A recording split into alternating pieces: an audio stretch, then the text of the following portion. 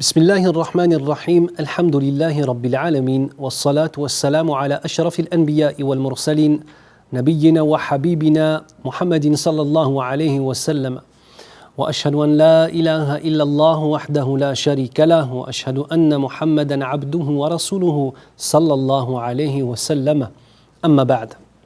Nous passons maintenant au fait de croire aux noms et caractéristiques, aux noms et attributs d'Allah subhanahu wa ta'ala.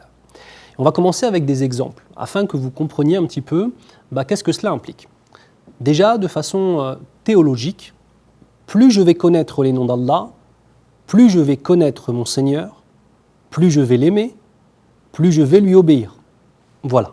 Déjà, ça, c'est l'enchaînement logique. D'accord ?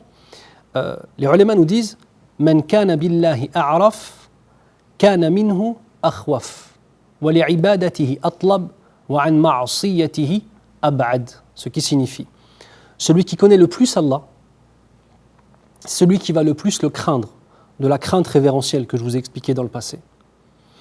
Et de ce fait-là, il sera le plus éloigné des désobéissances et il sera le plus rapproché de l'obéissance d'Allah subhanahu wa ta'ala. Vous voyez ?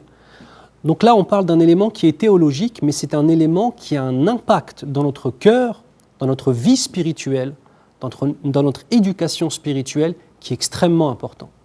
On va prendre quelques exemples de noms. Premièrement, le nom Ar-Rabb, dont je vous ai parlé plusieurs fois.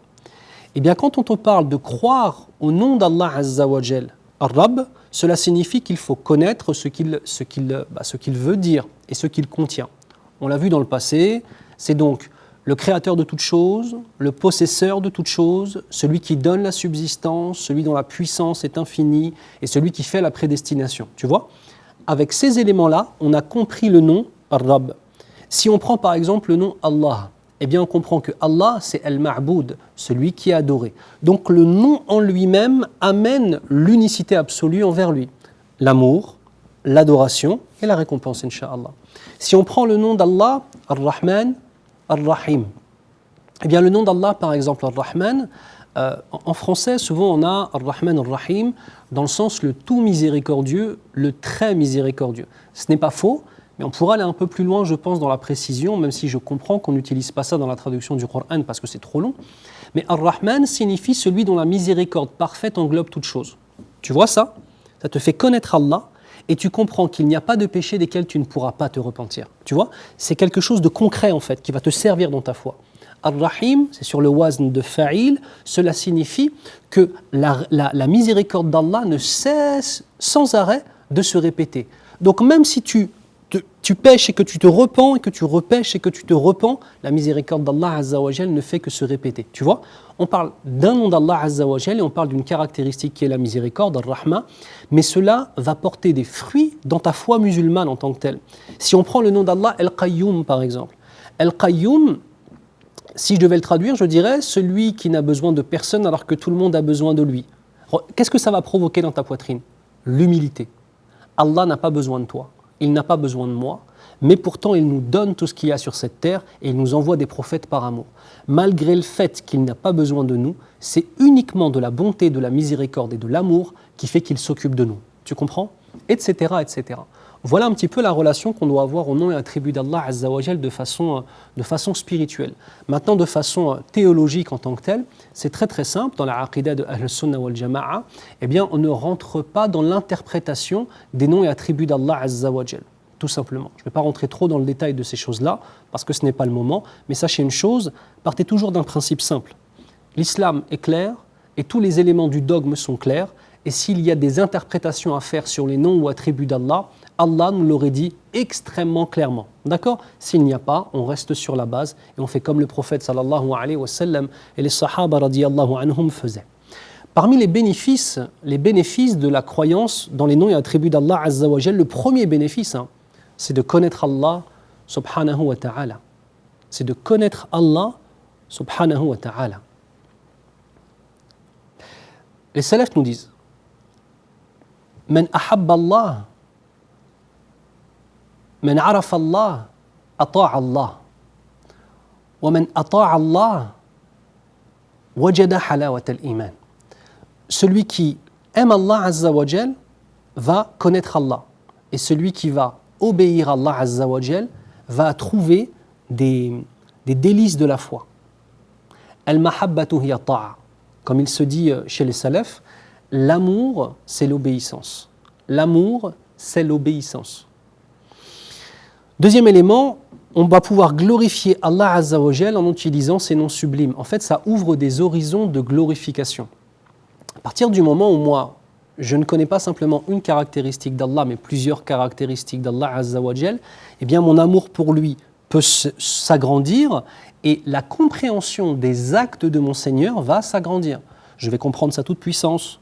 Quand je vais connaître le nom d'Allah Al-Hakim, eh bien ça va me donner le fait d'avoir confiance en lui, dans sa prédestination. Quand je vais connaître le nom d'Allah Al-Alim, ça va me donner le fait d'être humble et de comprendre que la science que je possède n'est qu'une infime partie de ce qu'Allah Azza wa Jal a bien voulu donner à ses créatures. Tu comprends ? Donc en fait, ça a une incidence directe sur la foi et ça a une incidence directe sur la possibilité de glorifier Allah. Parce que quand je me rends compte de la perfection de la connaissance d'Allah, je vais glorifier mon Seigneur pour sa connaissance. Je vais glorifier mon Seigneur pour sa toute-puissance. Je vais glorifier mon Seigneur pour sa générosité. Donc cela ouvre des portes de la glorification d'Allah. Et troisièmement, prier et invoquer Allah en faisant usage de ses noms et attributs. Allah Azza wa Jal nous dit, Bismillah ar-Rahman ar-Rahim, وَلِلَّهِ الْأَسْمَاءُ الْحُسْنَى فَادْعُوهُ بِهَا. Ce qui signifie, et c'est à Allah qu'appartiennent les plus beaux noms, faites-en usage pour l'invoquer. C'est-à-dire qu'Allah Azza wa Jal nous dit, dans ce verset, si je veux parler avec des mots simples, Allah nous informe qu'il nous a donné déjà toutes les façons de le connaître et les bonnes façons de s'adresser à lui, par ses noms et par ses attributs. Donc quand on demande quelque chose à Allah, on le demande en mentionnant les bons noms et les bons attributs. Le cheikh dans le livre nous donne un exemple, je vais vous le lire. Dans la pratique, on dit quelque chose comme « Ô toi le pourvoyeur, Ya Razzaq, accorde-moi ma subsistance. » Ô toi celui qui donne la subsistance, accorde-moi ma subsistance. Ô toi celui qui recueille le repentir, Tawwab, accueille mon repentir, Ya Allah. Ô toi celui qui fait miséricorde, qui est Rahim, qui est Rahman, fais-moi miséricorde.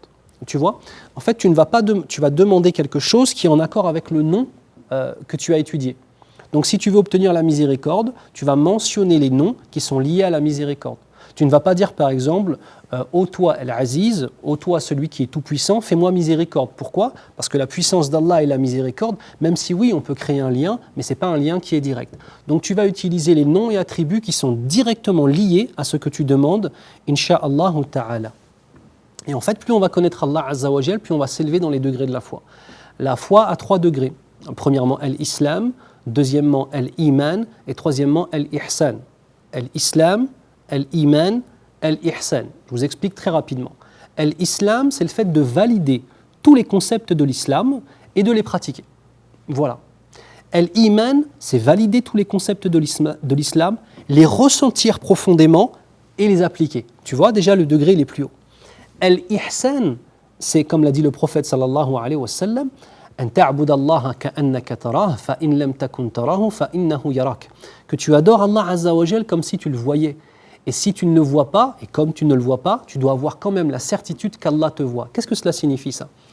On rentre dans une connaissance des noms et attributs d'Allah Azza wa Jal si profonde et si, tellement ressentie que finalement, tu vois le nom d'Allah Al-Basir, celui qui voit toutes choses, tu le ressens.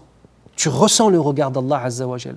As-Sami', celui qui entend toutes choses, tu ressens qu'Allah Azza wa Jal est en train d'entendre tout ce que tu dis. Tu le ressens dans ton cœur et tu le ressens intellectuellement. Tu comprends ? Donc là, c'est vraiment le degré, tu vois, il y avait Islam, je valide, je fais, Iman, je valide, je ressens, je fais, Ihsan, je valide de façon quasi parfaite, je ressens d'une façon extraordinaire et je fais d'une façon extraordinaire. Et bien en fait, finalement, pour atteindre le degré de l'ihsan, de l'excellence, c'est purement et simplement par les voies que nous avons mentionnées. Et une des étapes principales, c'est la connaissance des noms et attributs d'Allah subhanahu wa ta'ala. Parmi les bénéfices, pour conclure ce chapitre sur al-iman billah, la foi en Allah Azza wa Jal, parmi les bénéfices à croire en Allah Azza wa Jal. Premièrement, Allah Azza wa Jal te défend. C'est ton wali, c'est ton allié. Allah Azza wa Jal nous dit, Bismillah ar-Rahman ar-Rahim, Allahu waliyyul ladhina amanu yukhrijuhum min adh-dhulumati ila an-nur. Ce qui signifie Allah est l'allié, le secoureur, celui qui donne la victoire à ceux qui ont cru. Il les sort des ténèbres, de la mécréance ou bien alors des péchés, vers la lumière, de la foi ou bien du repentir. D'accord ? Donc en fait, finalement, le fait d'avoir un véritable tawhid, ça t'amène qu'Allah Azza wa Jal est ton allié. Et quel bel allié, mashallah. Deuxièmement, eh bien, cela va ramener dans ton cœur l'apaisement, et sakina, et le fait que ta vie soit une belle vie, insha'Allah. Allah Azza wa Jal nous en parle dans le Coran, il nous dit dans le sens quiconque à la fois et pratique de bonnes œuvres, qu'il soit homme ou femme, nous lui ferons vivre une bonne vie. Hayyatan tayyiba, une bonne vie. Et cette vie sera bercée par les délices de la foi, ya Rabbal Alamin. Autre élément, la foi en Allah Azza wa Jal, lorsqu'elle est correcte, purifie de toutes les superstitions. D'accord ? Et on n'est pas en train d'adorer des statues ou alors en train de prendre un objet et avoir l'illusion que cet objet va nous protéger. On n'est pas dans le fait d'être dans le, comment dirais-je, dans le physique en fait, où on est obligé d'avoir quelque chose de physique pour avoir l'impression qu'Allah Azza wa Jal existe. D'accord ?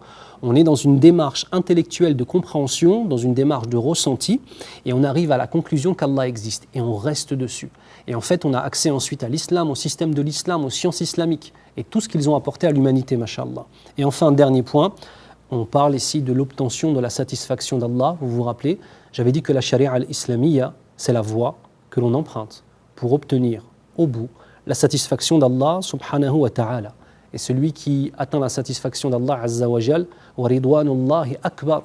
Et la satisfaction d'Allah Azza wa Jal est encore plus grande que le paradis et tout ce qu'il peut y avoir dedans. Donc on espère être préservé de l'enfer, Ya Rab, accéder au paradis, Ya Rab, et avoir la satisfaction complète de notre Seigneur. Demande à Allah de nous l'accorder, Ya Rabbal Alamin. J'espère que ce chapitre a été clair pour vous. J'ai préféré le traiter de façon beaucoup plus spirituelle. Il y a des éléments qui sont très techniques sur l'interprétation ou non des noms et attributs d'Allah Azza wa Jal, mais néanmoins je ne pense pas que ce soit le moment d'aborder ces questions-là pour vous. Qu'Allah vous préserve tous et toutes. Je vous aime pour Allah subhanahu wa ta'ala. اللهم صل على محمد وعلى آل محمد كما صليت على إبراهيم وعلى آل إبراهيم وبارك على محمد وعلى آل محمد كما باركت على إبراهيم وعلى آل إبراهيم في العالمين إنك حميد مجيد والسلام عليكم ورحمة الله وبركاته.